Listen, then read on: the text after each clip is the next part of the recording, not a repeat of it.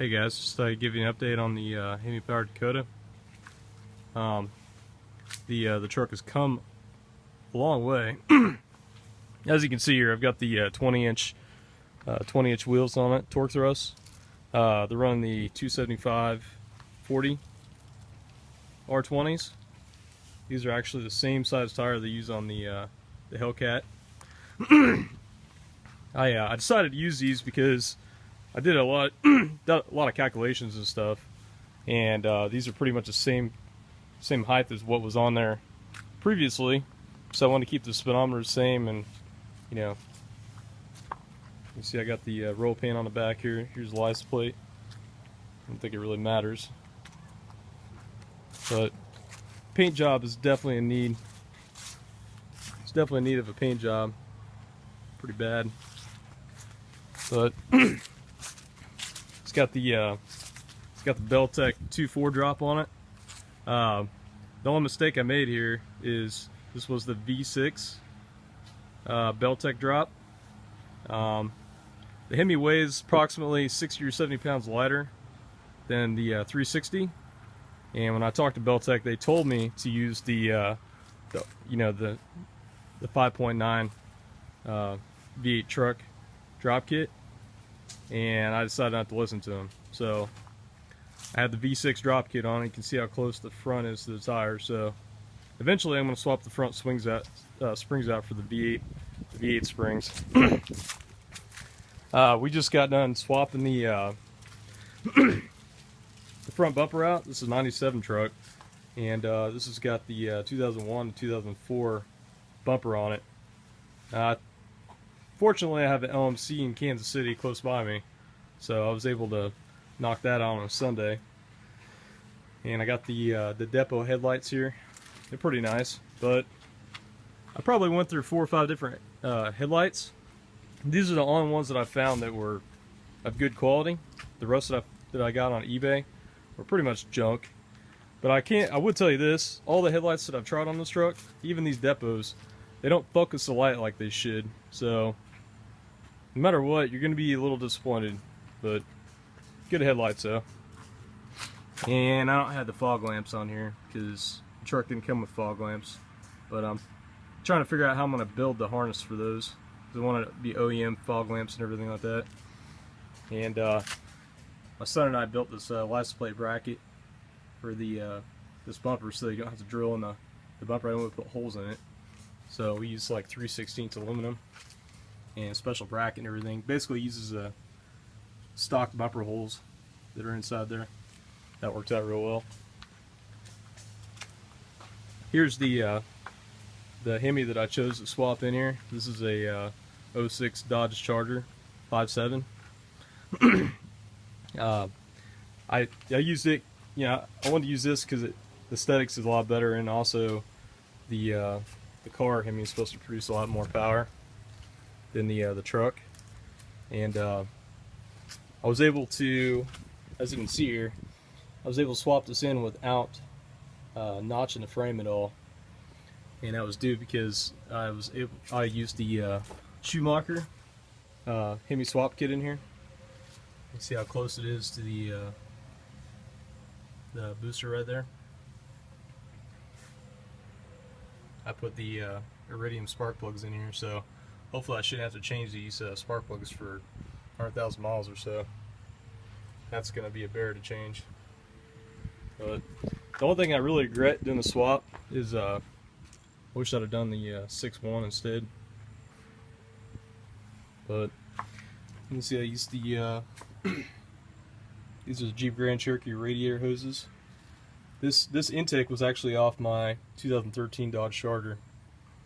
I no longer have the car, and I was able to pick this K&N intake filter up at AutoZone for like 40 or 50 bucks. It's a 4-inch. I was trying to use a 3-inch cold air intake, and this flows a lot better than that. This made a world of difference. And I've got the all these AC lines. I built all these myself. I was able to order all the fittings and hoses from coldhose.com. using stock condensers, stock evaporator, and everything. Just was able to get these. I believe these are number 8, number 10 push lock fittings, spring lock. I think that's what they call them. But and then the crimping kit, I use that. My buddy works up at O'Reilly's. He let me use that. It's like a $300 or $400 kit, but really easy to use. And I just use the stock pressure switches, as you can see here. AC works pretty much flawlessly. I actually got this hose ran back behind the washer fluid overflow tank. This is an 05 RAM computer that I used. I just actually replaced this one. The original PCM that I had went out on this truck about a month ago, so I bought another one for like 40 bucks. It was pretty irritating. The truck wasn't starting and stuff like that, but my buddy at the dealership, we got it all swapped out. He helped me figure it out and good to go. But yep, you can see everything I've done here. I've decided, still waiting to do the headers. I'm gonna do the Schumacher headers. The sad thing is his headers are like $1,000 ceramic coated. So think about getting models still and just painting them with that 2,000 degree header paint. Because I know some guys that do powder coating. They got an oven and everything like that. They said they do it for me like 20-30 bucks or whatever. But might do that maybe here in a couple weeks. Swap these headers over. These exhaust manifolds, I think they're junk. Both of these on my truck have hairline cracks in them. I found them when I was looking for exhaust leaks. And they don't flow with the crap either. Pretty pathetic for this Hemi that makes good power like this. I don't care what anybody says, there's no way these things flow good. So I got all kinds of room on this side for headers. You can pretty much fit any header you want on the driver's side. Passenger side, it's ridiculous. There's like 3.5 inches between the head and the upper control arm. I found some tubular upper control arms. It's made by airbaggett.com. That would give you maybe another inch or a half inch between the head and the control arm. But we'll see how those headers work. The Schumacher's got, see if they fit in there okay.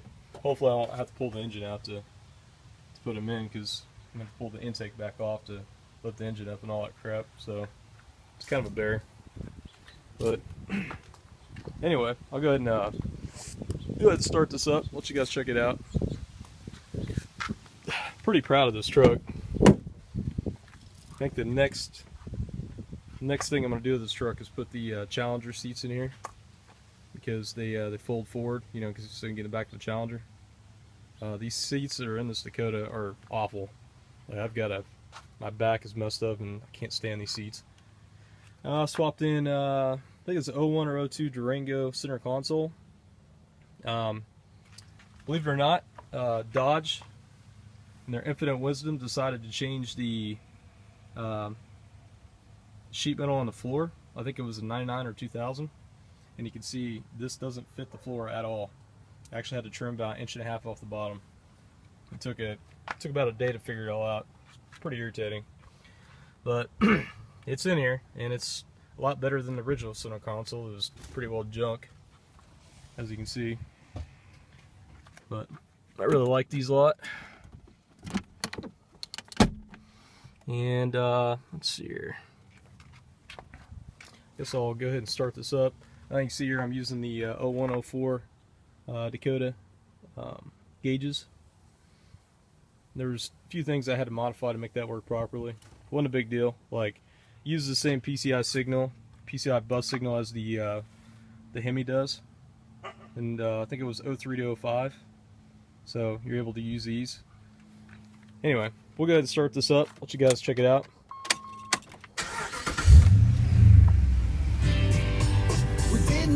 So,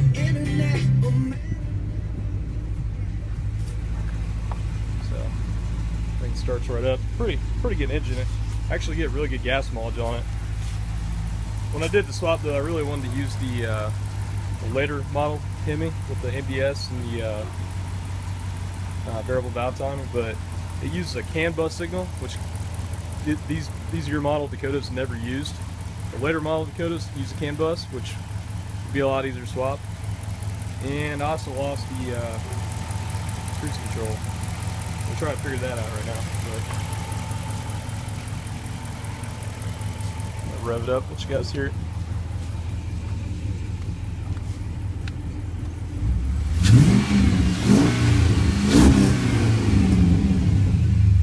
Alright, well anyway, just an update on it. So, let you guys check it out. Alright, bye.